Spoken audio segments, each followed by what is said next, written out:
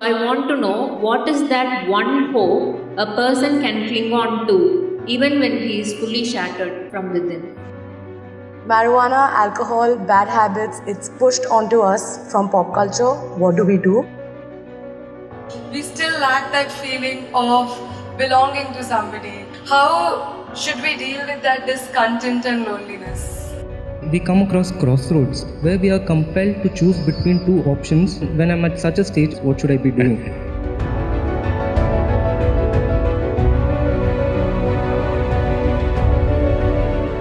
Sadguru, when certain youngsters face problems or difficulties like failures, breakups, loss, etc., a few go for drugs or alcohol instead of solving the problem and finding solutions. So I want to know what is that one hope a person can cling on to even when he is fully shattered from within.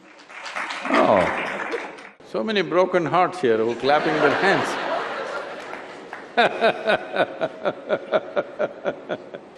So, when he is fully shattered, what can he do? The question is, do you want to allow yourself to be fully shattered? That's a question. And many things that don't work out in your early life, you will see later on, it is a great blessing. There are many ways to look at this. Let me tell you this. This happened in 1941. This is just when the Nazi movement was building up in Germany and in some parts of Europe. So one day in Austria, a bunch of German soldiers came, broke into the homes, the Jewish family, a rich family, they broke the home and took away the adults, everything was robbed. And these two children, a 12-year-old girl and an 8-year-old boy, were taken away. They were taken to a railway station. Everybody got in and the little boy and the girl also got in, but the little boy forgot to wear his shoes. He left his shoes outside and they pushed him into the wagon. So without shoes he came. His sister, a 12-year-old girl, saw her kid brother coming without shoes and she got mad with him. She held him by the ear, boxed his ears, scolded him nicely, slapped him. Say, "You idiot, already we are in enough trouble, now you come without shoes." Because in Germany in winter, no shoes means you may lose your feet. So she's angry about that. In the next station, the boys and girls were separated. After 4 years, after the war was over, she came out of the concentration camp to find 17 members of her family, including her little brother, all had vanished. No records, no sign of them, they just evaporated. At that time, the only thing that bothered her was the last few things that she said to her little brother. She loves her brother, but the last few things that she said to him were such terrible things, it rang in her mind and troubled her. So she took a vow, if I speak to anybody in my life, I will speak in such a way, if this is my last word, I will not regret. This one thing transformed her life in such a way. She went on to United States, she died in 2006, she did some phenomenal work, built a hospital somewhere near Chicago, I think. She lived a fruitful life. I'm saying, even if you're put through the most horrible situations, either you can come out using that experience as a better human being, or you can use the experience to become a horrible mess. So whenever something hurts you, there are two options. You can either become wounded or you can become wise. This is the choice. The more things hurt you early on in your life, the wiser you should have become, isn't it? But unfortunately, most people become wounded. This is simply because they just need an excuse to turn their own intelligence against themselves, that's all. Especially if the world around you turns against you, is it not very, very important that your intelligence stands up for you? being in this hyper-competitive environment, I sometimes question myself, should I be more competitive? Those who do not have any sense of their own competence will become competitive because their only pleasure is being one step ahead of somebody else. Because why I'm saying this to you is, being better than somebody, if it's a pleasure for you, you enjoy other people's failures. I call that sickness. This is not success. You, as a life, you want to be at your fullest. You have a right to be. Every life in creation, from a worm, insect, bird, animal, even a plant and tree, all striving to their best, isn't it? You also. But why are you concerned whether somebody is behind you? Why is that so pleasurable for you that somebody else is less than you? From early kindergarten levels, this sickness has been brought into human mind, which is causing so much unpleasantness on the planet, such ugly situations everywhere, but we don't seem to learn. We call this education, we call this competition, we call this society. No, very stupid way of handling things. Because the important thing is, for what you have come with, will you blossom to the fullest human being or not? This is the only question. This doesn't need anything other than constantly nourishing the atmosphere, not even the person. If you want a plant to grow, you don't do anything to the plant, you just take care of the soil, the atmosphere, the ambience. That's all that needs to be taken care of even for a human being, that you need to take care of the atmosphere so that everybody finds the fullest expression for their life. This is the most common thing amongst us, young people.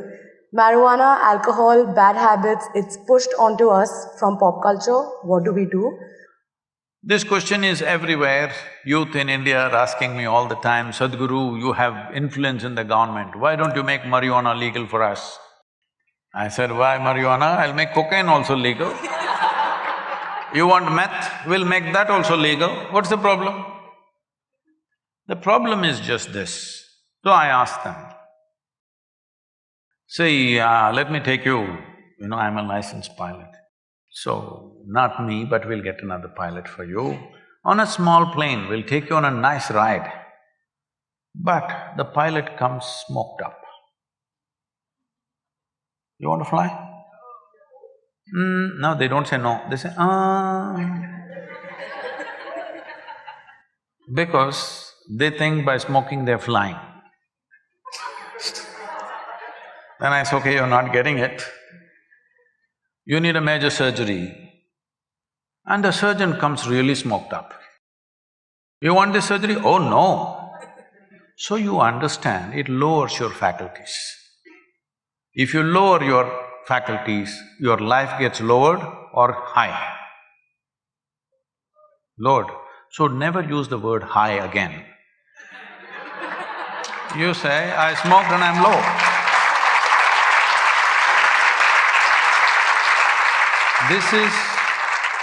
This is not a moral issue for me. I have no morality in me. But life should work, isn't it? Suppose my eyes become dim, do I live better? I'm asking. Hello? If my mind becomes dim, do I live better? Why do people think by lowering faculties, life gets high? No, it doesn't. It's just giving you an illusion like that, for which you will pay a price. At this stage in your life, you must look for those things which will heighten your faculties, not lower your faculties, isn't it? If you're interested, you come, I'll show you why. Look at my eyes, I'm always stoned. Yes, look at me, never touch the substance. Because the greatest chemical factory on the planet is here. Hello? The question is only whether you're ecstatic or anxious is determined by, are you a good manager of this one or are you a lousy manager? That's all that is determining this. If you're a lousy manager, you're importing chemicals from outside. If you're a good manager, you're conducting this the way you want and blissed out all the time.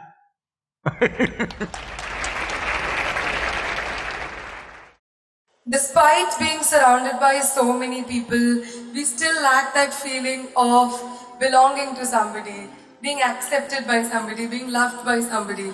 How should we deal with that discontent and loneliness? What you call as joy is one kind of chemistry, misery is another kind of chemistry, stress is one kind of chemistry, anxiety another kind of chemistry, agony one kind of chemistry, ecstasy another kind of chemistry. At least ecstasy, you know it's another kind of chemistry, I hear. So, your experience of life has a chemical basis to it. Right now, let's say you really blissed out like me. Do you care who is around, who is not around? If they're around, it's fantastic. They're gone, fantastic. Because your experience of life is no more determined by what you have and what you don't have, whether it's people or things or food or this or that. It is not determined by that. Once your way of being is not determined by anything outside of you, then there is no such thing as loneliness. But you will enjoy your aloneness because whether you like it or you don't like it, at this young age, it's a little difficult to understand this, whether you like it or you don't like it, within this body you're always alone, isn't it? Whether you do interaction or intercourse or whatever, still you're alone in this body, yes or no? Hello?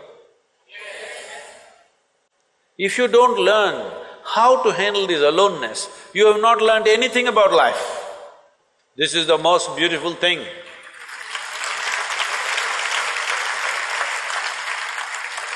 The most beautiful thing about life is, nobody can get here, it's just my space. Yes or no? Isn't this the most beautiful thing? Nobody can invade me. They can capture me, they can torture me, they can do so many things, but they cannot invade me because I have a space which is just my own. Isn't this the most wonderful aspect of your life? Don't suffer that. That is the most beautiful thing. Very often in lives, we come across crossroads where we are compelled to choose between two options which were equally pleasing. When I'm at such a stage, what should I be doing? See, we must understand this. People are always thinking when it comes to education, career, choice of partners, marriage, at various points, what is the best thing to do? Let me tell you, there is no best thing to do in the world. Really, there's no best thing to do. Even if you take a very simple thing and put everything that you have into it, if you throw yourself into it, it could become a great thing. Is it the best thing? No. There is no best thing, because how do you decide what is best? What I'm doing is best or what you're doing is best? There's no such thing. Is spiritual process the best thing or chemical engineering the best thing? It'll be foolish even to ask that question, isn't it? It is just that if you throw your life into something, it can become a great thing.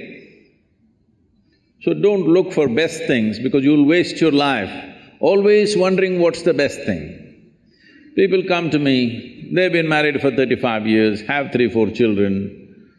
Sadguru, I don't know if I made the right choice.